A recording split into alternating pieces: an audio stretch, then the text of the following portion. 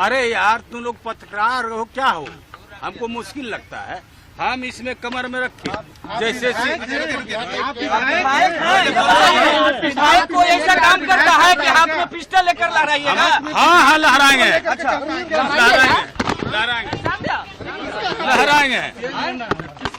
तुम लोग हमारा बापो हो, मना करोगे? भागो सर आप गाली दीजिएगा।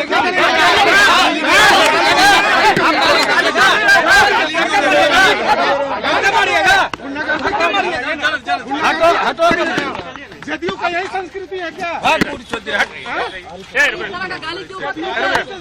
मीडिया के सामने बोल रहे हैं, पत्रकारों के सामने। अरे क्या समझते हो आप कलम के सिपाही? ये आईडी क्या है? ये सच दिखाती है, सत्यता दिखाती है, जड़ तक जाती है, लोगों को नीचे तक दिखाती है, खबरें लाती है, लोगों को जागरूक करती है, समाज को जोड़ने का काम करती है, समाज को दिशा देने का काम करती है, लोकतंत्र को जिंदा रखने का काम करती है, संविधान को जिंदा रखने का काम करती है, हमारी संवैधानिक व्यवस्थाओं को जिंदा रखने का काम ये आईडी और ये पेन, ये दो चीजें। जीवन पत्रकार सवाल पूछ रहे हैं, सब पत्रकार बात कर रहे हैं, ये बिल्कुल गलत कर रहे हैं। मीडिया को नहीं बोला, पत्रकारों को नहीं बोला, पत्रकार थे, बोला तुम मेरे बाप हो क्या, ये हो वो हो वो हो। आप नवयुग टीवी देख रहे हैं और मैं हूं आपके साथ अभिनव कुमार। आज हम बात करेंगे बिहार के विधायक, जदयू के विधायक गोपाल मंडल को लेकर। जी हाँ, पिछले कुछ दिन से गोपाल मंडल पिछले 2 दिन से लगातार अपने बयान और अपने हरकतों की वजह से मीडिया में बने हुए। आप उनका एक हर एक वीडियो उनका सोशल मीडिया पे वायरल हो रहा है। अभी से कुछ दिन पहले आपने देखा होगा कि किस तरीके से वो एक हॉस्पिटल में अपने हाथ में पिस्टल लहराते हुए, अगर कहें तो वो पिस्टल लेके, खुलेआम पिस्टल लेके एक अस्पताल में जाते हुए नजर आए थे। जब इस पूरे घटनाक्रम पर जब उनसे पत्रकारों ने कल बातचीत की जदयू दफ्तर में, वो मुख्यमंत्री नीतीश कुमार के बहुत ही करीबी माने जाते हैं और कल मुख्यमंत्री नीतीश कुमार से जब वो मिलने के लिए पहुंचे थे, उसी दौरान कुछ पत्रकार बंधुओं ने उनसे सवाल किया कि विधायक जी कल आप जो पिस्तौल लेके लहरा रहे थे वो क्या दर्शाता है? उन्होंने कई अपशब्द बोले जो मैं आपको कैमरा पे खुल के बता नहीं सकता हूँ। ऐसे गालियों उन्होंने पत्रकार को दिया और पत्रकार को उल्टा कहने लगे तुम हमारे बाप हो, तुम हमारे ये हो, तुम हमारे वो हो।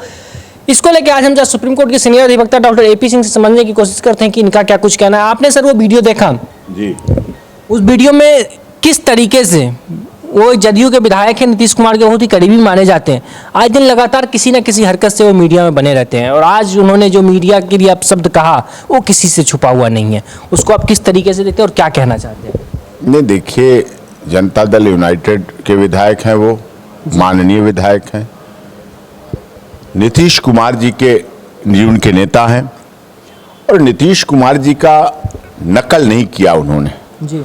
नकल भी लेनी चाहिए, नीतीश कुमार जी की अकल भी लेनी चाहिए उन्हें। नीतीश कुमार जैसे संभ्रांत, मर्यादित, सुचिता का जीवन जीने वाले, संसदीय मर्यादित भाषा का इस्तेमाल करने वाले माननीय मुख्यमंत्री हैं और वास्तव में संसदीय जीवन में, विधायिका के जीवन में, विधानसभा में जीवन में आपको जनता ने चुना है, आप जनता के प्रतिनिधि हैं, जनता आप पर विश्वास करती, जनता आप पर भरोसा करती है और ऐसे में आपकी भाषा मर्यादित हो, गैर कानूनी हो, अश्लील हो, अपमानजनक हो, किसी की भावनाओं को ठेस पहुंचाने वाली हो, गालियां हो, खुलेआम गालियां हो और खासकर न्यूज चैनल के सामने, अस्पताल में तो क्या रिवॉल्वर की जरूरत नहीं है जी। अस्पताल में गालियों की जरूरत नहीं है, अस्पताल में हमदर्दी की जरूरत है, अस्पताल में स्टेथोस्कोप, इंजेक्शन, थर्मामीटर, ऑक्सीजन और डेक्स्ट्रोज और इंसुलिन और दवाओं की जरूरत है। हॉस्पिटल में तो जीवन देता है, अस्पताल जिंदगी देने की जगह है। वहां लोग एक तो डॉक्टर को भगवान मानते हैं और दूसरा भगवान तो है ही, वहां डॉक्टर को भी भगवान मानते हैं। डॉक्टरों के सामने रिवॉल्वर लहराना, डॉक्टरों के सामने ऐसी अभद्र अपमानजनक भाषा, देखिए वहां नर्सें भी होती हैं, महिलाएं हैं, हमारी बेटियां हैं। साउथ बहुत नर्सों को हमारे देश के लिए भेजता है, बेटियां होती हैं, अविवाहित बेटियां हैं, बच्चियां हैं, लड़कियां हैं, नौकरी कर रही हैं, वो काम कर रही हैं, वो बेटी बचाओ बेटी पढ़ाओ अभियान के तहत देश के लिए नर्सिंग के द्वारा, अस्पताल के द्वारा काम कर रही हैं, लोगों का जीवन बचाने का काम कर रही हैं। वहां गालियां सुनने के लिए नहीं आई हैं, वहां रिवॉल्वर देखने के लिए नहीं आई हैं। ये बिहार की संस्कृति, इससे लोगों को क्या शिक्षा मिलेगी? हमारे आगे आने वाली पीढ़ी, आगे आने वाले समाज, आगे आने वाले लोग जिन्हें आप दिशा दे सकते हैं, जिन्हें आप नेतृत्व दे सकते हैं, जिन्हें आप ऐसे भाव बता सकते हैं जिससे सुधार हो, समाज में बदलाव आए, सहनशीलता हो, नैतिकता आए, नैतिकता का वातावरण रहे, नैतिकता का भाव रहे, नैतिकता की स्थिति रहे।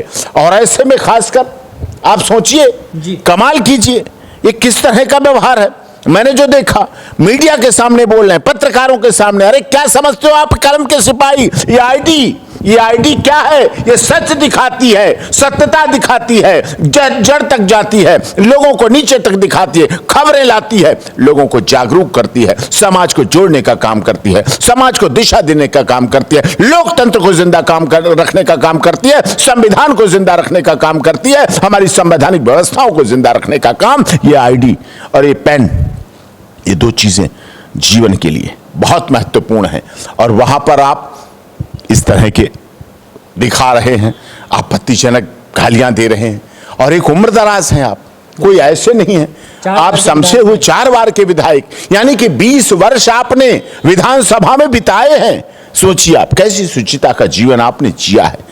अगर आपसे गलती हुई है, आपसे उत्तेजना हुई है, आपने भाव भंगिमा में बोल दिया है, आप आवेश में बोल गए हैं, आप किस परिस्थिति में बोल गए, किन परिस्थितियों की वजह से बोल गए, क्या आपके ऊपर डिप्रेशन था, क्या दबाव था, क्या मनोभाव थी, क्या स्थिति थी, क्या दशा थी, आप उसको क्षमा मांगिए, आप उसको गलती का एहसास कीजिए कि हाँ हमसे गलत हो गया। पत्रकार हमारे भाई हैं, पत्रकार चौथा स्तंभ है, मीडिया मजबूत स्तंभ है, मीडिया हमें दिशा देती है, मीडिया हमारी दशा को बताती है, हमारी सुधार लाती है, बदलाव लाती है। एक तरफ हमने जब सुप्रीम कोर्ट में डायरेक्टर जनरल, जब कोविड-19 कोरोना चल रहा था, पेंडेमिक चल रहा था, उस समय भी कुछ पुलिस अधिकारियों ने पत्रकारों के ऊपर केस लगाने शुरू किए।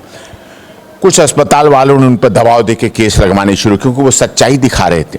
एम्बुलेंस खड़ी होती थी, पेशेंट को नहीं मिलती थी, रेमडेसिविर की ब्लैकमेलिंग हो रही थी, ऑक्सीजन नहीं मिल रही थी, लोगों को बेड होते थे भर्ती नहीं किया जा रहा था, लाशें नहीं मिल पा रही थी, बहुत स्थिति खराब थी कोविड-19 कोरोना पेंडेमिक में। तब कुछ पत्रकारों पर केस रजिस्टर्ड हुए।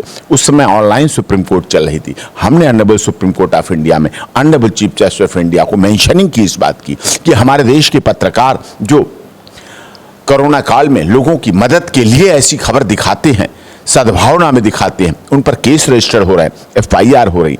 Honourable chief justice of India ने स्टैंडिंग ऑर्डर पास किया था देश के सारे डीजीपीज को, डायरेक्टर जनरल ऑफ पुलिस को, कि इस दौरान किसी भी पत्रकार के ऊपर कोई केस दर्ज नहीं होगा।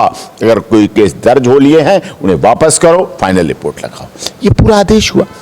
तो एक तरफ तो हमारा पत्रकार बहुत मजबूत स्तंभ है, दूसरी तरफ हमारे विधायिका, कार्यपालिका, न्यायपालिका, उसी का चौथा स्तंभ मीडिया है। और विधायिका से आप जुड़े हुए हैं, विधायक जी जुड़े हुए हैं, 4 बार के टर्म के विधायक हैं। आदरणीय नीतीश कुमार जैसा उनका नेता है, उन्हीं की उम्र के बराबर हैं।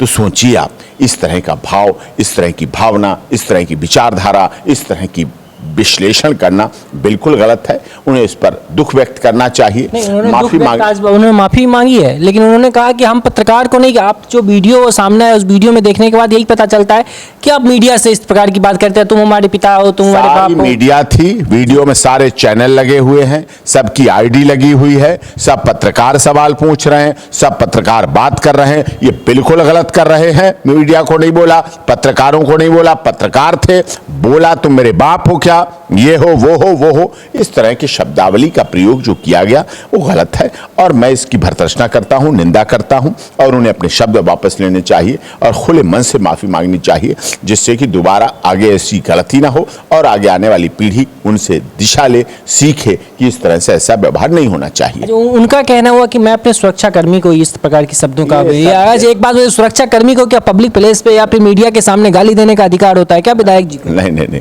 अब अगर पुलिस का सुरक्षा कर्मी कहा है तो और गलत। देखिए, सुरक्षा कर्मी हो, पुलिस हो, बिहार पुलिस हो, दिल्ली पुलिस हो, यूपी पुलिस हो, कहीं की पुलिस हो, इंसान है, मानव है। बीएसएफ हो, सीआईएसएफ हो, आरएएफ हो, रैपिड एक्शन फोर्स, कुछ भी हो, ये सब इंसान है, अपनी माँ के सारे बच्चे हैं, एलियंस नहीं है। अपनी माँ के बच्चे, उनकी माता भी है, पिता भी है, पत्नी भी है, बच्चे भी हैं, पिता भी हैं, वो सब परिवार है, उनके रिश्ते भी है, नाते, बहनें, बहनोई है, उनका भी सम्मान है, उनकी भी इज्जत है, उनका भी आदर है। कोई आपकी सुरक्षा में लगा हुआ, कोई आपके सुरक्षा कर्मी है, कोई सुरक्षा में लगा हुआ है, आप उसे ऐसा व्यवहार करेंगे, आप उसको बोलेंगे? ना पत्रकार को बोलिए, ना सुरक्षा कर्मी को बोलिए, ना जनता को बोलिए, ना नर्स को बोलिए, ना अस्पताल में बोलिए, ना डॉक्टर को बोलिए, ना पेशेंट को बोलिए, ना ड्राइवर को बोलिए, ना रास्ता चलते किसी को बोलिए, ना किसी बहन बेटी को बोलिए। आप अपनी जुबान पर ही अच्छे व्यवहार रखिए, आदरपूर्ण व्यवहार रखिए, सम्मानपूर्ण व्यवहार रखिए, समानता के आधार पर प्यार कीजिए। और सम्मान जब आप करेंगे तो बदले में सम्मान ही मिलेगा। आप सोचे आप कांटे किसी को दें, बदले में कोई आपको फूलों की माला देगा, असंभव। अगर आप गलत देंगे तो बदले में गलत ही निकल के आता है। आप उसमें देखें, अच्छाइयाँ देखें और अच्छी बात देखें, और इस तरह से उन्हें अपने व्यवहार को संयमित करना चाहिए, नियंत्रित करना चाहिए। और अपने न पुलिसकर्मी, चाहे पत्रकार हो, चाहे कोई हो, किसी को भी इस तरह से अभद्दी भाषा, गलत, अपमानजनक, असंसदीय गाली, गैर कानूनी बिल्कुल देना मैं गलत समझता हूं, और उसे सार्वजनिक रूप से क्षमा मांगना चाहिए। इससे नीतीश कुमार जी, तेजस्वी यादव जैसे लोगों का भी ग्राफ गिरेगा, उन्हें भी अपमान का दंश झेलना पड़ेगा। उनसे भी लोग सवाल पूछेंगे, आपके विधायक कैसे हैं, आपके विधायक गालियां देते हैं, आपके विधायक पत्रकार तो सवाल पूछेगा भी, जनता को जवाब भी देगा। आप उसको ऐसे नहीं कर सकते। जब आप किसी दूसरे पे गाली देते हैं, उंगली उठाते हैं, तो 3 उंगलियां आपकी तरफ उठती हैं। जो आपकी तरफ 3 उंगलियां उठ रही हैं, उन्हें भी देख लो, उन्हें भी समझ लो, फिर आगे किसी पर उंगली उठाइए। ये आवश्यक हो जाता है। तो ये थे सुप्रीम कोर्ट के सीनियर अधिवक्ता डॉक्टर एपी सिंह, जिन्होंने साफ तौर पे इस पूरे मामले पे उन्होंने अपना आपत्ति जताया है, और इस पे उन्होंने कहा है कि विधायक को खुल के सामने आना चाहिए और खुले मन से माफ़ी मांगना चाहिए, क्योंकि पत्रकार को इस तरीके की अभद्र भाषा नहीं कहना चाहिए। अगर वो सुरक्षाकर्मी की बात कर रहे हैं कि मैंने पत्रकार को नहीं कहा, मैंने अपने सुरक्षाकर्मी को इस प्रकार की भाषा कही थी, तो वो भी कहीं ना कहीं गलत है, क्योंकि पब्लिक प्लेस पर आपका कोई अधिकार नहीं है कि आप सुरक्षाकर्मी को भी इस प्रकार की बातें कहें या फिर अभद्र टिप्पणी करें। तो खैर, आप क्या सोचते हैं कमेंट में बताइएगा, आपके कमेंट का इंतजार रहेगा। तो फिलहाल के लिए इतना ही, बाकी की तमाम को देखते हैं ओल्ड टीवी। धन्यवाद।